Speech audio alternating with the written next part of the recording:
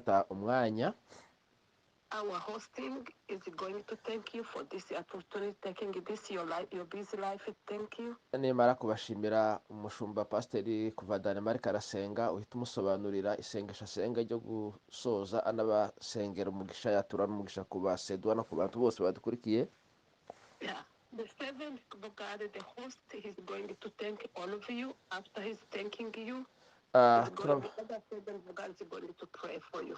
Turabashimiye Abatanzania, mwatubereye umugisha.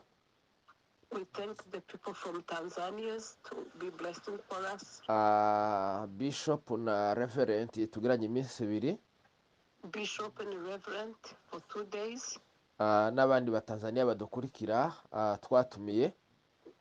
And the people who are Tanzania who are following. Tubabwiye kuko tubakunda. We are telling you we love you. Kandi turi kumwe namwe.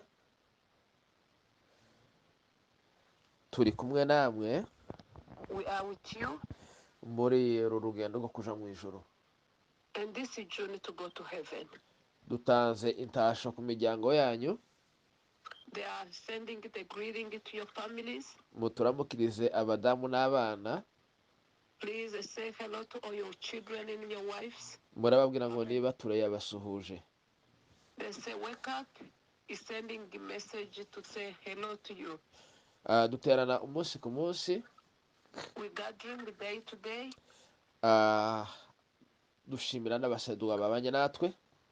We thank people from Sweden come from gathering with us today. Imana ibaheze imigisha. God bless each one of you. Dushimiye abantu bose bateranye muri iyi minsi 2. We thank everybody who come to worship with us in these 2 days. Imana iduhana imigisha.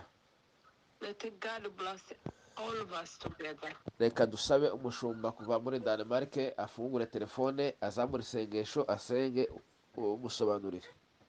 The shepherd of God is going to pray for this service. Mana Ibrahim na Isaka na Yakobo. Father of Ibrahim and Jacob. Mana yo muri iki gihe n'igihe kuzaza. God of today and more forever. Turagushimiye kubw'uyu mwanya mwiza twabaye imbere yawe. We thank you for this wonderful time in your presence. Imitima yacu irishimye. Our heart is rejoice. Dushimiye ku mwanya mwiza twabanye n'abakozi bawe. We thank you for the good time we were with your servant. Batubereye umugisha. They are blessing to us. Guhera umunsi w'ejo kugeza kuri uyu munsi. From yesterday until today. Imitima yacu irishimye. Our heart is rejoice. Data muri uyu mwanya rero. Heavenly Father, this moment. Basabiye umugisha uva mu ijuru. We are praying for blessing from heaven. Imbaraga zitangwa nawe zikomeze kubana nabo. The power come from you, be with them. Basanire imbere n'inyuma hirya no hino. Bless them when they go and when they come. Umugisha wawe ube mu ngo zabo. Let your blessing be in their families. Icyo bakora cyose bagasanirwe nawe. Please bless all the work they are doing. Let them be blessed. Bless somebody who read the service. Umugisha umuntu wese wabyutse cyangwa wicaye gafata telefone agategera. And bless each one who took the telephone and sit down and listen to your word. Ndabizi neza ko uyu mwanya utadupfira ubusa. We believe this time is nothing in vain. Rero tugiye gutandukana. Father God, we go to dismiss this service. Ujane na buri muntu wese haje. Please be with each one in the direction he's going to. Amateraniro bane nabo. The people who are going to gathering in the churches. Abagiye kuryama bane nabo.